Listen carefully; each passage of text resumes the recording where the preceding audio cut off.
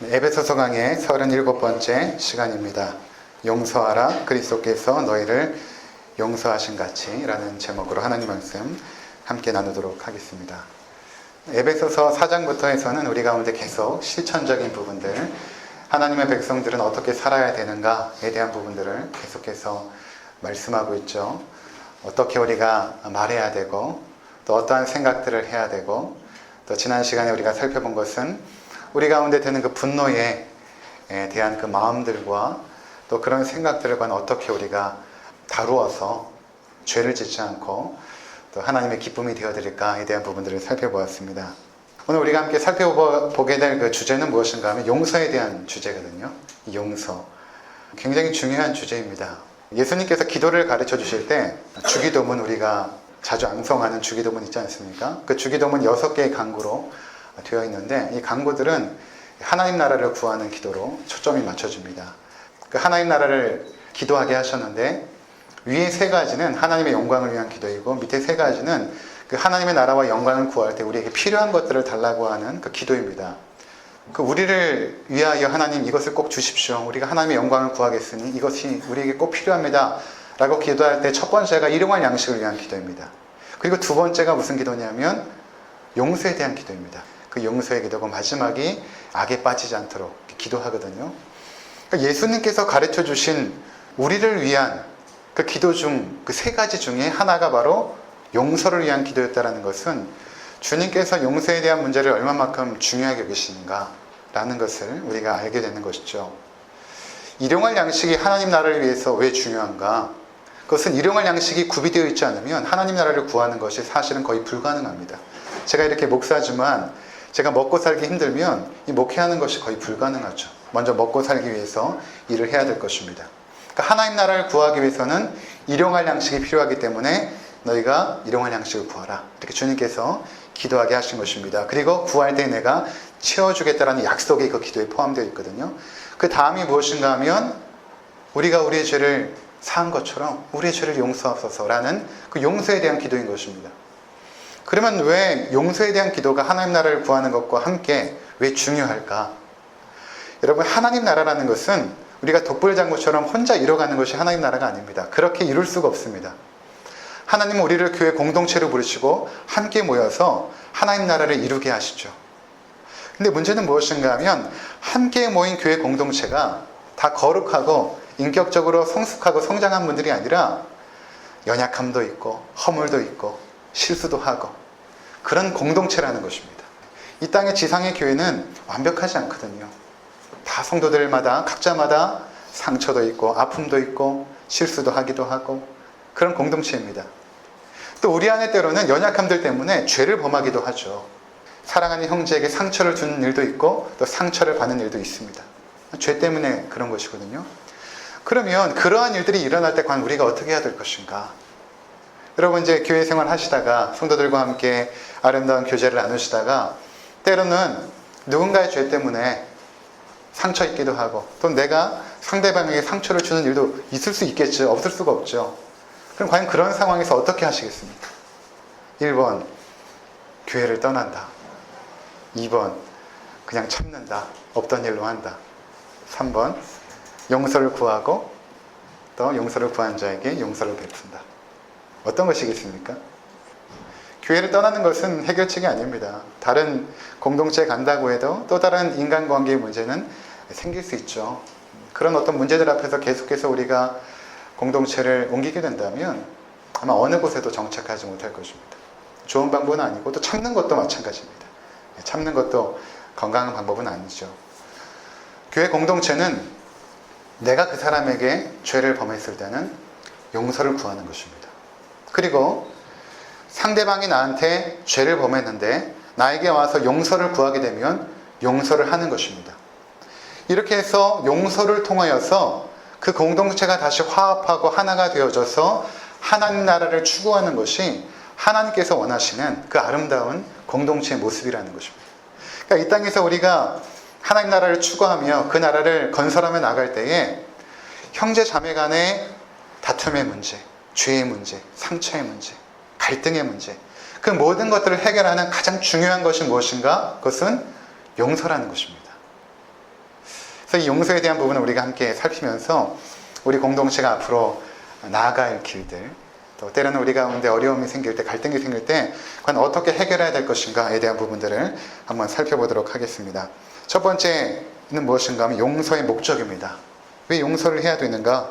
왜 교회는 용서를 베풀고 또 죄를 지면 용서를 구해야 되는가? 제가 설교를 준비하면서 다양한 자료들을 좀 봤어요. 과연 심리학에서는 과연 용서를 어떻게 볼까 이렇게 궁금해서 보았더니 심리학에서는 이렇게 말합니다. 심리학이나 상담학에서는 우리가 상처를 받았을 때 상대방을 용서해야 되는 그 목적은 무엇인가 하면, 이유는 무엇인가 하면 용서를 함으로 말미암아 내 마음이 조금 편해진다. 내 마음이 좀 더 상처로부터 치유되는 능력이 있기 때문에, 효과가 있기 때문에 나를 위해서 상대방을 용서한다. 이렇게 말하고 있습니다. 또 불교를 또 봤어요. 불교에서 해민 스님이라고 책을 써서 베스트셀러를 쓰신 해님 스님이라고 있더라고요. 그분의 또 강의를 제가 이렇게 들어보니까 그분도 마찬가지입니다. 그분도 용서를 말씀하시는데, 용서를 해야 되는 이유는 나를 위해서, 내 마음이 편해지기 위해서, 내 마음에 어떠한 미움이나 갈등이나 이런 것들을 내려놓기 위해서 용서를 해야 됩니다. 이렇게 말씀을 하시더라고요.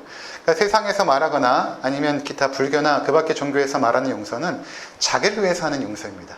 내 자신을 위해서. 근데 성경에서 말하는 용서는 그런 용서는 아닙니다. 우리가 살펴보게 되겠지만 성경의 용서의 목적은 무엇인가 하면 그 사람과 나의 관계 회복에 있습니다. 그냥 내가 혼자 용서하고 끝나는 것이 아니라 용서한 이후에 상대방과 나의 관계가 다시 한번 회복이 되는데 용서의 목적이 있는 것입니다. 근데 그 관계가 회복이 되려면 그냥 상처를 덮어버리거나 아니면 무시하고 그냥 덮어버리고 지나가면 결국 관계가 회복되지 않습니다. 반드시 죄에 대한 인정이 있고 용서를 구하고 용서하는 과정을 통하여 그 관계들이 회복이 되어지거든요. 그러니까 성경에서 말하는 그 용서의 가장 중요한 목적은 무엇인가 하면 나에게 죄를 진 사람과 나의 관계가 다시금 회복이 되는 것입니다. 형제의 마음을 아프게 하는 말이나 행동들, 속이는 것과 거짓말, 이기적인 행동, 쉽게 분노하는 것, 남의 말을 하는 것, 경제적인 손해를 끼치는 것, 이러한 것들이 우리 공동체의 아름다운 관계를 깨뜨려 버리죠. 그럴 때 우리가 어떻게 해야 되는가? 용서를 통하여 관계를 회복하라는 것입니다. 우리가 아직 완성된 자들이 아니기 때문에 이런 일들이 공동체 가운데 있을 수 있거든요. 없을 수가 없습니다. 우리가 인정해야 됩니다. 내가 다른 사람 때문에 상처를 입고 손해볼 수도 있지만 누군가가 나 때문에 상처를 입고 손해볼 수도 있거든요. 그때 우리가 어떻게 해야 되는가? 내가 용서를 구하고 또 누군가 나에게 용서를 구하면 용서하라는 것입니다. 그렇지 않으면 그 관계는 지속될 수가 없습니다. 이렇게 용서를 통하여서 서로의 관계가 회복이 되어지면 이전보다 더 끈끈한 관계가 되어집니다.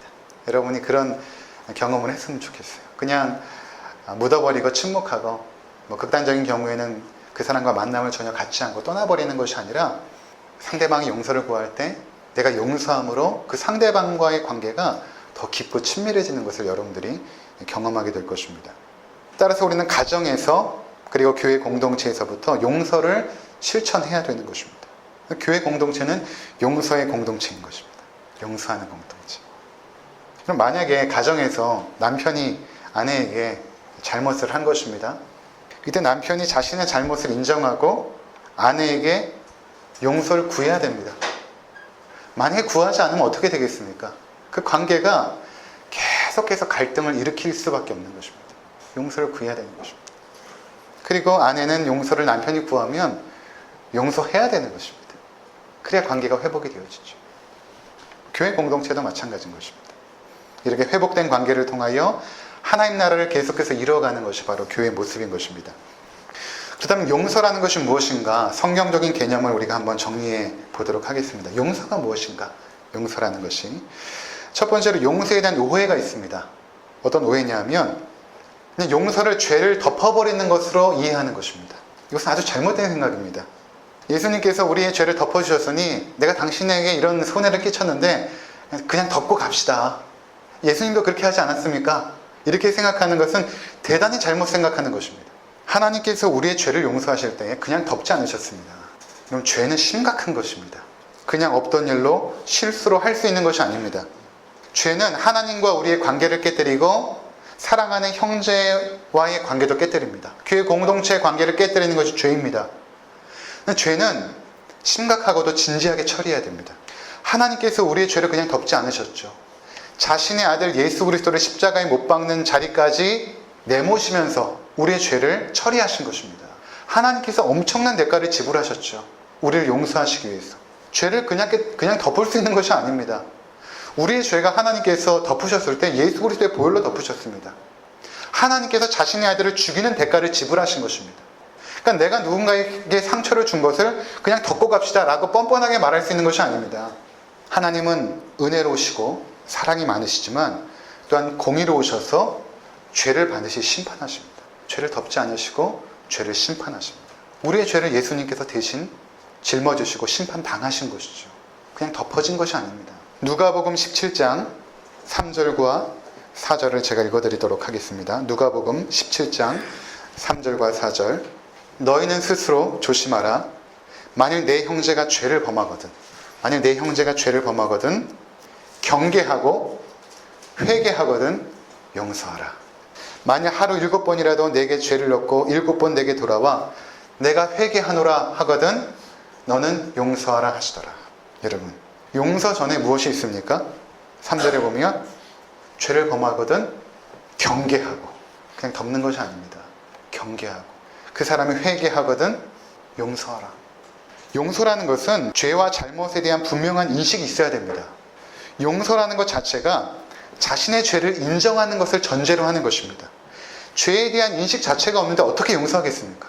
그 사람이 자신이 죄진 것도 모르고 내가 얼마만큼 상처 준지도 몰라요. 근데 어떻게 가서 그냥 내가 너 용서해 이렇게 한다고 용서가 되는 것이 아닙니다. 다윗 왕이 우리의 아내 밧세바를 범하죠. 간음죄를 진 것입니다. 그리고 그 남편을 우리아를 전쟁터에 내보내서 죽게 하죠. 간음죄와 살인 교사죄를 진 것입니다. 하나님 앞에 분명한 죄를 범했고 또 우리아에게도 죄를 범했고 밧세바에게도 죄를 범한 것이죠. 근데 다윗이 마음이 강팍해졌는지 자신이 그런 죄를 범하고 나서도 그것이 잘못된지 알지 못한 채 살아가고 있었던 것입니다. 그때 하나님께서 어떻게 하시냐면 나단 선지자를 보내서 다윗의 죄를 정확하게 지적하십니다. 사무엘하 12장 1절부터 14절 내용인데 다 살펴보진 않고 나단이 다윗에게 와서 선지자가 다윗에게 와서 이렇게 말합니다. 사무엘하 12장 9절부터 읽어드리겠습니다. 그리한데 어찌하여 내가 여호와의 말씀을 업신여기고 나 보기에 악을 행하였느뇨. 내가 칼로 햇사람 우리아를 죽이되 암몬 자손의 칼로 죽이고 그 철을 빼앗아 내 철을 삼았도다. 정확하게 죄를 경계하시죠. 네가 범한 죄가 무엇인 줄 아느냐? 여호와의 말씀을 업신여기고 나 보기에 악을 행하였도다. 내가 칼로 햇사람 우리아를 죽이되 암몬 자손의 칼로 죽이고 그 철을 빼앗아 내 철을 삼았도다. 그 왕 앞에, 최고의 권력자 앞에 가서 당당하게 하나님의 말씀을 갖고 나단 선지자가 당신은 그런 죄를 범했습니다 라고 경계한 것입니다. 그랬더니 다윗이 이렇게 반응합니다. 13절에 보면 다윗이 나단에게 이르되 내가 여호와께 죄를 범하였노라. 회개하죠. 그 자리에서 딱 무릎 꿇고 회개합니다. 내가 여호와께 죄를 범하였노라 하매 나단이 다윗에게 대답하되 여호와께서도 당신의 죄를 사하셨나니 당신이 죽지 아니하려니와. 이렇게 말합니다. 여러분, 용서라는 것은 회개하는 자에게 베풀어 주시는 하나님의 은혜입니다. 회개하지 않는데 어떻게 용서가 베풀어지겠습니까? 죄를 인정할 때 용서가 선포되고 있음을 봅니다. 따라서 용서라는 것은 가장 먼저 죄에 대한 인정이 있어야 되는 것입니다. 내가 죄를 졌어. 내가 저 사람 마음에 상처를 주었어. 내가 저 사람에게 큰 경제적인 손해를 끼쳤어 라는 그 마음의 애통함이 있어야 되는 것입니다. 그것이 진정으로 용서를 구하는 자세죠. 정말로 용서를 구하는 사람은 그런 마음을 갖고 찾아가야 되는 것입니다. 만약 그렇지 않고 그냥 미안해 말로 그냥 덮으려고 하면 그건 정말로 용서를 구하는 자의 자세가 아닙니다. 실수든 고의든 잘못에 대해 진정으로 용서를 구한 자들은 상대방의 심적, 물적 고통에 대해서 인정하고 책임을 지는 자세가 요구됩니다. 그럴 때 용서가 은혜로 다가오게 되는 것이죠. 근데 문제는 자신이 죄를 범했음에도 불구하고 그 마음이 강팍하여서 그 죄를 인정하지 않는 경우가 있습니다. 우리 주변에 있을 수 있거든요. 교회 공동체에도 그런 일이 있을 수 있습니다. 분명한 어떤 사람의 죄 때문에 교회 공동체가 신음하고 있습니다. 그때 그건 어떻게 해야 될까요? 근데 그 사람은 전혀 자신의 죄를 인정하지도 않아요. 어떻게 하겠습니까? 마태복음 18장 15절부터 18절에 보면 주님께서 아주 중요한 교훈을 하십니다. 내 형제가 죄를 범하거든 가서 너와 그 사람만 상대하여 권고하라. 만일 들으면 내가 형제를 얻은 것이요 만일 듣지 않거든 한두 사람을 데리고 가서 두세 증인의 입으로 말마다 증창케 하라. 만일 그들의 말도 듣지 않거든 교회의 말하고 교회의 말도 듣지 않거든 이방인과 세리와 같이 여기라. 진실로 너에게 이르노니 무엇인지 너희가 땅에서 매면 하늘에서도 매일 것이요 무엇인지 땅에서 풀면 하늘에서도 풀리리라. 형제가 죄를 범했는데 인정하지 않는 것입니다. 그러면 주님께서 어떻게 하라고 말씀하십니까? 네가 그 사람에게 찾아가라. 그래서 권고하라. 무슨 말입니까? 네가 이런 죄를 범해서 나도 상처받았고 우리 교회 공동체도 상처를 받았습니다. 그럼 그 자리에서 회개해야 되거든요. 다윗처럼. 그럼 용서가 베풀어집니다. 그러면 다시금 교회 공동체에서 함께 하나님의 영광을 위하여 헌신하게 되겠죠. 그 공동체가 건강한 공동체입니다. 그런데 권고했는데 듣지 않는 것입니다. 만일 들으면 형제를 얻은 것이지만 만일 듣지 않거든 이제는 두세 사람을 데리고 가는 것입니다. 왜 두세 사람을 데리고 가는가? 그 당시에 두 사람 이상이 증인이 되었기 때문에 그런 것입니다. 한 사람으로는 증인을 삼지 않았거든요. 그 사람이 범한 죄에 대하여 증인이 필요하기 때문에 그 증인을 데리고 가는 것입니다. 그래서 말마다 확증케 하라. 그 사람이 정말로 어떠한 죄를 범했는지를 점검해 보는 것입니다. 그리고 회개할 수 있는 기회를 주는 것이죠. 찾아가는 목적은 관계 회복을 위하여 그 사람이 용서를 구하도록 만들기 위하여 찾아가는 것이지 그 사람을 정죄하고 심판하여 내몰기 위해서 찾아가는 것이 아닙니다. 교회는 그런 공동체가 아닙니다. 그 사람이 가능하면 회개하여 다시금 우리 가운데 들어와 하나님 나라를 이루는 삶을 살도록 찾아가는 것입니다. 그래서 인정하도록 그럼 내가 너희를 받아주겠습니다. 내가 당신을 받아주겠습니다. 라는 마음으로 찾아간 것이죠. 그래서 말마다 증창케 하라. 네가 그런 일들을 했지만 이것은 잘못이었다라는 것을 정확하게 드러내라는 것입니다. 그가 회개할 수 있도록. 근데 듣지 않는 것입니다. 두세 사람이 찾아갔는데도 듣지 않는 것입니다. 그러면 교회에 말하는 것입니다. 교회 공동체가 이 사실을 알고 인지하는 것입니다. 그때 그 형제가, 그 자매가 이러한 죄를 범했는데 우리가 찾아갔는데 듣지 않았습니다. 교회에서 그 사람을 치리하게 되는 것입니다. 교회 말도 듣지 않으면 그 사람을 치리하는 것입니다. 여기서 18절에 땅에서 매면 하늘에서도 매이고 땅에서 풀면 하늘에서도 풀린다는 것이 무엇인가 하면 교회 공동체가 그 사람을 치리할 권한이 있다는 것을 말하는 것입니다. 교회 공동체는 그 사람의 죄에 대하여 치리할 권한이 있습니다. 만약에 교회가 이러한 치리권을 정당하게 시행한다면 교회는 그 순수성과 거룩성을 잘 유지하게 되겠죠. 그런데 그렇지 않으면 어떻게 됩니까? 교회는 급속도로 그 거룩함과 순결성이 파괴되기 시작합니다. 그래서 바울은 고린도 교회에게 편지를 쓰면서 고린도 교회 가운데 음행한 자가 있었거든요. 근데 그 음행한 자가 계속해서 자신의 죄를 인정하지 않는 것입니다. 바울이 보니까 그 음행한 자를 내쫓아야 되거든요. 내쫓지 않고 계속 품고 있는 것입니다. 그래서 고린도전서 5장 1절과 3절에 이렇게 말합니다. 너희 중에 심지어 음행이 있다 함을 들으니 이런 음행은 이방인 중에도 없는 것이라. 누가 그 아비의 아내를 취하였다 하는도다. 그리하고도 너희가 오히려 교만하여져서 어찌하여 통한이 여기지 아니하고 그 일을 행한 자를 너희 중에서 물리치지 아니하였느냐. 내가 실로 몸으로는 떠나 있으나 영으로는 함께 있어서 거기 있는 것 같이 이 일을 행한 자를 이미 판단하였노라. 너희가 왜 그런 자를 교회에서 내쫓지 않느냐. 그럼 교회는 사랑의 공동체지만 그 사랑과 용서는 회개하고 그 용서를 구하는 자에게 사랑이 베풀어주고 자비가 베풀어주는 것이지 계속해서 강팍하여 하나님의 말씀에 대항하는 자들에 대해서는 교회의 순결성과 거룩성을 위하여 그러한 자를 내쫓게 하십니다. 그렇지 않으면 교회 공동체가 그 사람으로 말미암아 쉽게 물들기 시작합니다. 교회 공동체는 사실은 굉장히 엄숙하고 진중한 곳입니다. 저도 지난주에 노회를 갔다 왔거든요. 노회라는 것은 각 지교회들이 모여서 하나의 그 교회 공동체, 노회를 이루게 되는데 이번에 어떤 목사님이 노회에서 제명이 된 것입니다. 교회를 그냥 자기가 후임에게 그냥 팔고 자기는 미국으로 가버렸어요. 그러면 그 사람에 대해서 과연 어떻게 할 것인가? 노회에서 모여서 그 사람을 치리하게 되는 것입니다. 만약에 이런 절차가 없다고 하면 어떻게 되겠습니까? 교회는 그 거룩성과 순결성을 잃어버리고 맙니다. 문제가 없던 것으로 여러분 덮는 것이 용서가 아닙니다. 문제는 반드시 바로 잡아서 다시금 그 관계를 회복시켜야 되는 것입니다. 그러나 여전히 강박하여 죄 가운데 있으면 교회는 권징과 치리를 시행해야 하는 것입니다. 교회는 용서의 공동체입니다. 그러나 그 용서는 죄를 진정으로 인정하고 그 책임감을 느끼는 자에게 주어지는 은혜인 것입니다.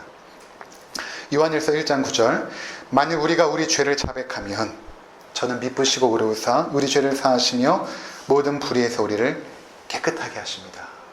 우리가 우리 죄를 자백하면 저는 미쁘시고 의로우사 우리 죄를 사하시고. 용서는 죄를 자백하는 자에게 주어지는 은혜인 것입니다.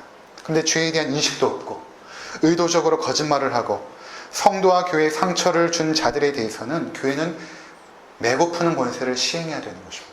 저는 우리 교회가 이런 매고 푸는 권세를 시행할 수 있기를 기도하고 있습니다. 그럴 때 성도들은 죄를 짓는 것에 대해서 두려워하게 됩니다. 죄에 대한 두려움 없이 누가 용서를 구하겠습니까? 성도의 마음을 아프게 한 것, 경제적인 손해를 끼친 것, 실수든 고의든 잘못에 대한 진지한 참회와 회개가 있을 때에 그가 받은 그 용서의 은혜가 얼마만큼 큰지를 아는 것입니다. 죄가 더한 곳에 은혜가 더한다는 진리의 말씀은 죄가 얼마나 심각한지를 깨닫는 자에게만 유효한 것입니다. 두 번째는 성경적 용서는 하나님이 그리스도 안에서 베푸신 용서처럼 용서하는 것입니다. 하나님이 그리스도 안에서 우리를 용서하신 것처럼, 오늘 본문의 말씀처럼. 에베소서 4장 32절, 서로 친절하게 하며 불쌍히 여기며 서로 용서하기를 하나님이 그리스도 안에서 너희를 용서하신 것과 같이 하라. 하나님이 우리를 어떻게 용서하셨는가를 아는 것이 우리가 용서함에 있어서 굉장히 중요한 것입니다. 하나님이 우리를 어떻게 용서하셨는가, 이것을 알 때 우리도 용서할 수 있거든요. 여기 성경을 보니까 불쌍히 여기며 이렇게 말하고 있죠. 불쌍히 여기며. 이 용서는 불쌍히 여기는 마음으로부터 출발이 되어집니다. 그러니까 내가 상처를 받고 내가 손해를 받았는데 그 손해와 상처는 사실 잘 잊혀지진 않습니다. 용서한다고 해서 그것이 없던 일로 되지도 않고 여전히 남아있고, 때로는 죽을 때까지 그 손해와 상처는 가지고 가야 됩니다. 그렇죠. 내가 그 사람을 용서한다고 그 손해와 상처가 사라지지 않죠. 그냥 가지고 가는 것입니다. 그런데 그 손해와 상처보다 어떤 마음이 드냐면, 나에게 손해와 상처를 준 그 사람이 너무 불쌍한 것입니다. 그 전에는 너무 믿고 어떻게 나에게 이런 말을 하고 어떻게 나에게 이렇게 행동을 했지라고 분노가 일었는데, 그 사람을 불쌍히 여기는 마음이 생기기 시작하면서 용서가 되거든요. 근데 이 불쌍히 여기는 마음은 우리에게 나오진 않습니다. 하나님이 우리에게 은혜를 베풀어 주셔야만 불쌍히 여기는 마음이 들거든요. 제가 이제 설교를 준비하면서 생각해 봤어요. 왜 부모님 때문에 상처받은 분은 많은데, 그렇죠? 그 상처를 안고 살아가는 사람은 많은데 자녀들에게 그렇게 상처를 받아서 괴로워하는 사람은 못 봤거든요. 부모로부터 받은 상처는 잘 잊혀지지 않는데 자녀로부터 받은 상처는 쉽게 잊혀집니다. 용서하기도 하고 넘어가기도 하고. 생각해 봤어요. 왜 그럴까? 왜 그럴까? 자녀들이 부모의 마음을 상하게 한 거, 아프게 한 것은 왜 잘 용서가 될까? 그것은 우리가 자녀들을 더 불쌍히 여기기 때문에 그런 것입니다. 그들의 삶을 잘 이해하거든요. 그들을 더 사랑하거든요. 근데 부모의 삶을 우리는 잘 이해하지 못합니다. 그때 부모님이 나에게 준 상처, 그때 왜 그렇게 나에게 말하셨는지, 왜 그렇게 행동하셨는지 부모님을 다 이해하지 못하죠. 그때 우린 너무 어리고 몰랐으니까. 근데 우리가 부모님을 이해하고 용서하기 시작하는 순간이 언제입니까? 내가 자식을 키우면서 부모님의 나이 정도 돼 보니까, 그때 우리 엄마가, 그때 우리 아빠가 이렇게 했던 것이 그때 이런 마음이었구나. 그때 그 행동은, 그 말씀들은 엄마로서는, 아빠로서는 최선이었어. 그때는 그렇게 할 수밖에 없었어 라는 사실을 우리가 이해하기 시작하죠. 그때 참 엄마 불쌍했다. 그때 우리 아버지 너무 불쌍했어 라는 마음이 들기 시작하면서 용서가 되기 시작합니다. 그러니까 용서라는 것은 불쌍히 여기는 마음으로부터 시작이 되어지죠.